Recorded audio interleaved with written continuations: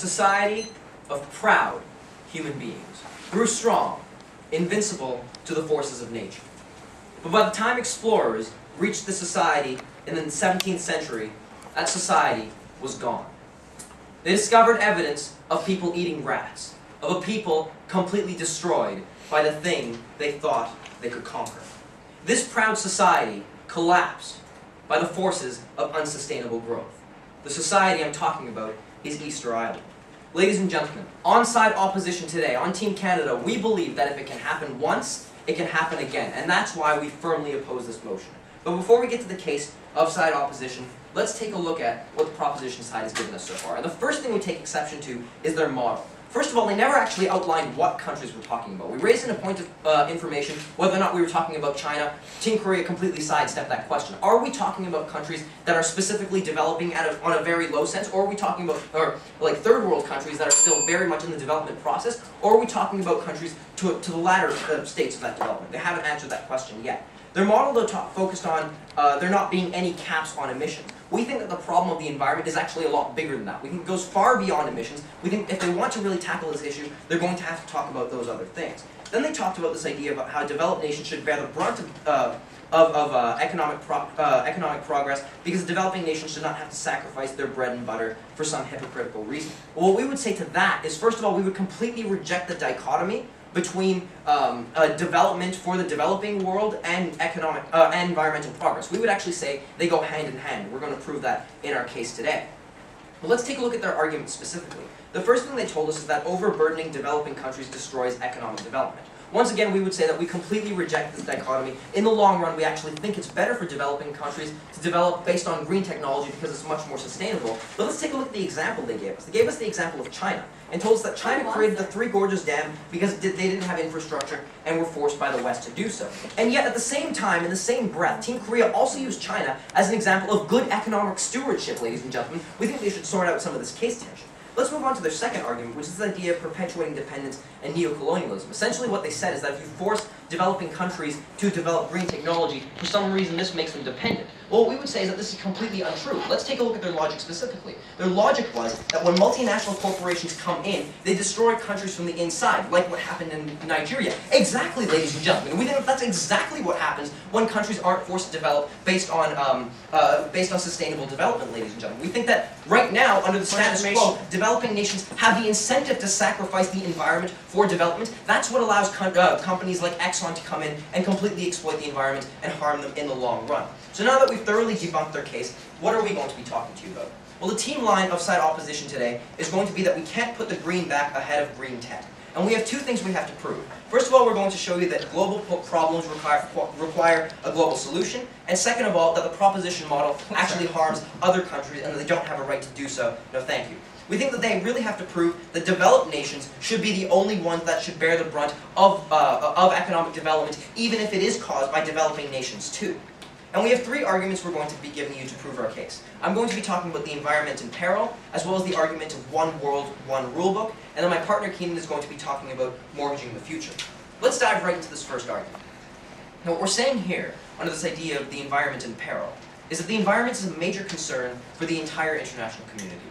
Water supplies are being drained and polluted on a daily basis. Air pollution kills 200,000 people a year in China alone, 2 million in Asia alone, and another 500,000 die from water pollution. We see that 70% of China's rivers are no longer drinkable. We see arable land being destroyed at a rate of thousands of acres per day. So what does this all do, ladies and gentlemen? Well, it creates poverty, it creates famine, and it creates war. And the reason for this is because the more resources we destroy, the more people have to compete for those resources in the long run. And that is exactly what we saw in Sudan, ladies and gentlemen. A conflict, I'll take you in a second, that was caused because of competition for water, something that was destroyed in the economic progress of nations around Sudan. Go. More people in China starve because of economic reasons rather than environmental ones. Why should we allocate essential state resources to combat the environmental problem instead of the economic one? Ladies and gentlemen, once again, we don't think that's the dichotomy at all. We're going to show you down the bench today why sustainable growth based on green technology is actually necessary in order to prevent those people from starving in the long run. Moreover, ladies and gentlemen, if you're including countries like China in this picture, we think those are exactly the types of countries who do have the resources, even in the developing world, to be combating the problem in that sense. So why is it the developing nation's problem that the environment is in peril? Well, what we would say is that no country exists in a vacuum. We would say that your abuse of the environment has direct implications for other countries. Essentially, every other country is harmed by your abuse of the environment. We have examples. No, thank you. First of all, we take a look at Egypt, which pollutes the Nile, and that polluted water carries disease through Sudan and Uganda. We would take a look at China, where we see Chinese air pollution has actually been found in soil samples in the western United States all the way across the Pacific, ladies and gentlemen. We would further take a look at the example of Russia's pollution of the Black Sea, which has damaged the coastlines of Ukraine, Romania, Bulgaria, Turkey, Georgia, as well as other countries in the region, ladies and gentlemen. So what? Why do we care? Well, what we would say is that your right to develop only extends insofar as it does not directly harm another country. And we would take a look at rising sea levels here, where we see 1.75 billion people living within 40 miles of the sea, mostly on low floodplains. And what we would see is that all of these people, ladies and gentlemen, would be directly harmed by a small increase in water temperature. So why exactly do we think that developing nations continuing to pollute would cause more of that? Well, their essential justification for their plan was that the developing world does not pollute at all. First of all, we would reject that completely, ladies and gentlemen. The world's largest polluter, China, is a developing nation. But moreover, as they do develop, ladies and gentlemen, those emissions would increase, and those unsustainable policies would increase. No, thank you. Which takes us into the second argument, which is this idea of one world, one rulebook. And there are two parts to this. First of all, we would take a look at the effect on the developed world. What we would say is that the developed world will not stop polluting until developing countries need to do the same. Why is that? Well, what we would say is that if they do, then the developed world can simply just, the developing world, takes away the markets from the developed world. And that's why developed nations actually have an incentive to help developing nations through subsidies and things like that to promote green and sustainable development from those developing nations. So what we're saying here is that it's actually a collective action problem. Unless developed countries can guarantee that their markets won't be undercut, it's in their incentive for them to continue to harm the environment. So why does our side solve this problem? Well, what we would say is that under our system, the market for green technology is actually created. Because if all developing nations go green, then you create a market for green technology. You stimulate investment from companies, and if there's an incentive to make that technology cheaper.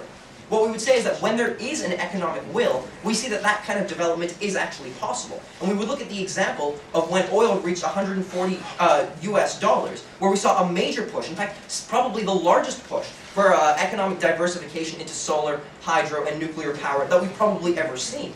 What we would say is that it also forces developed nations to go sustainable if they do want to compete with those new markets that have been created in the developing world. So what we would say then, ladies and gentlemen, is that if we follow the system of one world, one rulebook, the entire world is better off because everyone then is forced to go green. So what have we shown you today? We've shown you, ladies and gentlemen, that the environment is in peril and that we need to have one system in order to truly combat the problems of the environment. And so because we can't put the green back ahead of green tech, we beg to oppose.